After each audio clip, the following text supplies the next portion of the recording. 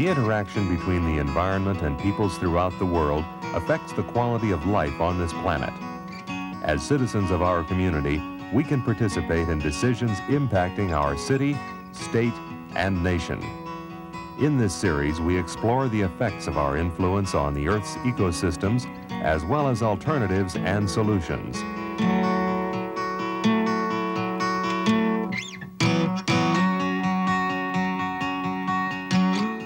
This is Eco News with your host, Nancy Pearlman.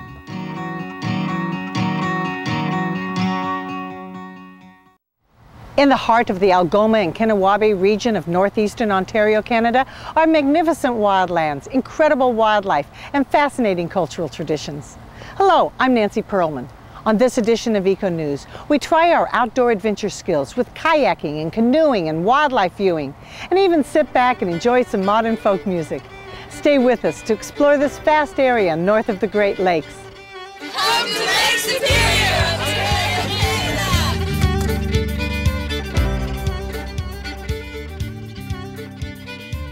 Welcome to beautiful, naturally gifted downtown Sault Ste. Marie.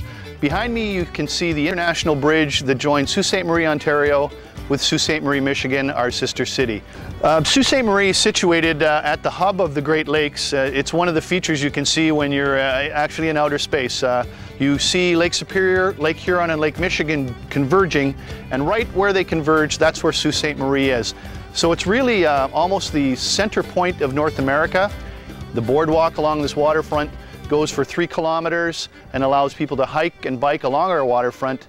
And then the international bridge joins us to Michigan and the feeder highway I-75 that comes all the way from Florida and brings great U.S. visitors right to our doorstep to enjoy the Algoma outdoors. We have a number of great attractions to enjoy here in Sault Ste. Marie if you're staying in the downtown area, from our Loch Tours Canada boat cruises, our Canadian Bushplane Heritage Museum, which is a 25,000 square foot interpretive museum of the history of floatplane flight in Sault Ste. Marie in Northern Ontario. And we have the Bondar Pavilion, named after Canada's first woman in space, where we have concerts and entertainment that go on throughout the summer months. Sault Ste. Marie, again, built on the shores of both Lake Superior and Lake Huron. And again behind me, behind that international bridge, that is the gateway to Lake Superior, the greatest Great Lake in the world. Back in the 1800s, this was a city with a single name, so it was Sault Ste. Marie. But due to differences with the British and the Americans, and the Americans not allowing the British to bring the troops through the American lock, we had to build a lock on our own side of the river. And so what happened is, as a result of the War of 1812, basically the two nations got split. And so that's why we have a Sault Ste. Marie, Michigan, and Sault Ste. Marie, Ontario. Essentially, it's one city divided by a border. How are we going to stop this train? When you see the train coming, you want to make sure you have a long, straight stretch. You want to wave your arms like this, so that it looks like you want to get their attention. Don't ever just wave like this, because they think you're just saying hello and they won't stop. So if you want to give that a try. Well, because I want to be sure the train stops for us.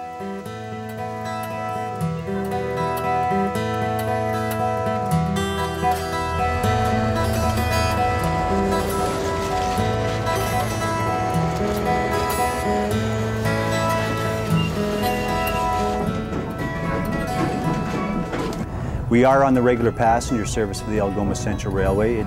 It starts in Sault Ste. Marie, Ontario, and its terminus on the northbound is up in Hearst, Ontario, a French-Canadian community located 300 miles north of Sault Ste. Marie. The train goes up on a 4-day north, 4-day south schedule. We're on the southbound train, as I'd mentioned. We're actually just passing Sand Lake out the window of the train. Our regular passenger service that we're on right now that leaves it at Sault Ste. Marie, it's rather unique. It's a flag stop train. It'll stop anywhere along the rail line you want. There are lots of private cottages that we just saw as we passed Sand Lake. There's about a dozen lodges that are operated along the rail line. We take people on kayaking, canoeing. Wintertime, we load up snowmobiles into our baggage car and take them up north, and they either train back or ride back on the snowmobile trail system. We've been around since 1899. We're actually started by Francis H. Clerc. He was a U.S. industrialist from the East Coast. He started Sault Ste. Marie's steel mill, its paper mill, a couple power companies. And the reason why the railway was begun was to bring the raw materials down from the north to fuel his industries. But then again, it also took passengers. It opened up the north, it connected the communities in the north by rail, And it's now one of the original eco tours that we have, because people have been enjoying the area. As soon as they started rolling up the lines, people started finding spots, lakes, there's hundreds of lakes along the way, and they started carving out their own little slice of paradise. They built a little cabin on a lake that became their family cottage. We have people who are not just Canadian, but they're from the US. They have places that they've had up here for generations.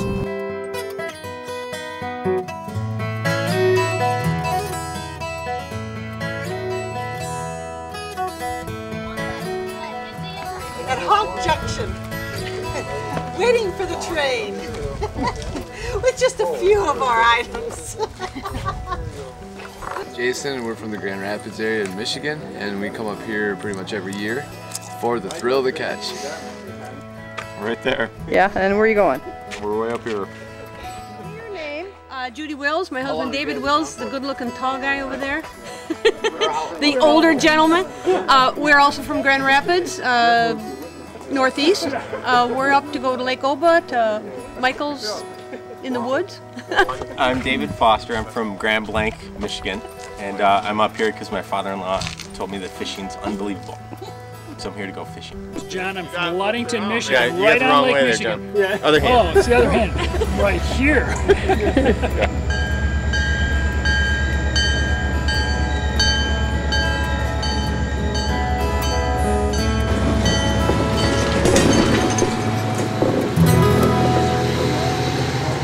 Hello, welcome to Errington's Wilderness Island Resort on Wabatongashi Lake up in the Chapleau Game Preserve. It's a 2 million acre wildlife sanctuary. We are on Wabatongashi Lake. It's about a 10,000 acre lake. A lot of wetlands, a lot of wildlife viewing, a lot of fishing. At the height of land between Hudson Bay and Lake Superior, which is a unique position to be. There's nobody upstream from us at all. Everything's very natural, very healthy ecosystems here. Fishing for walleye and northern pike, a real diversity of activities to do.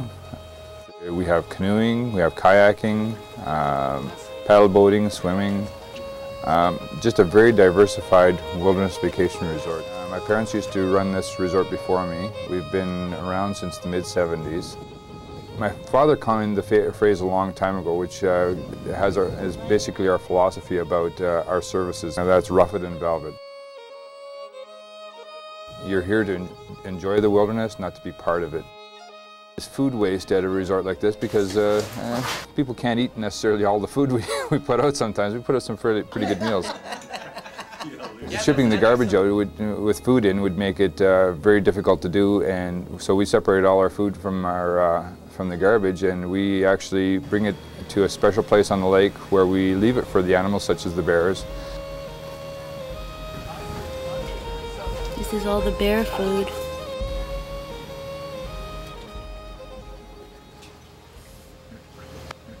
What do you do here? Well, quite a few different things. I'm more maintenance, but right now I'm just getting ready to go feed the bears. Oh, really? He's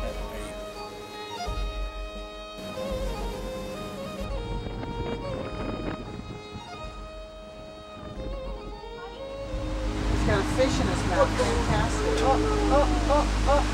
Push the boat.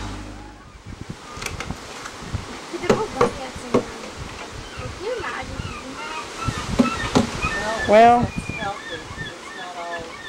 there's one. I see him.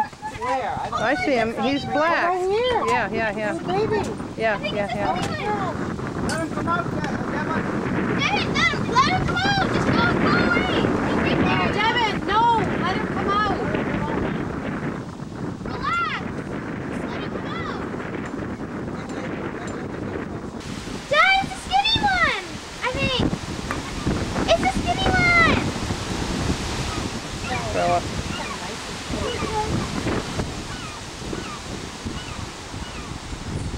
He'll start pawing away at the logs. Mm-hmm. Are you getting...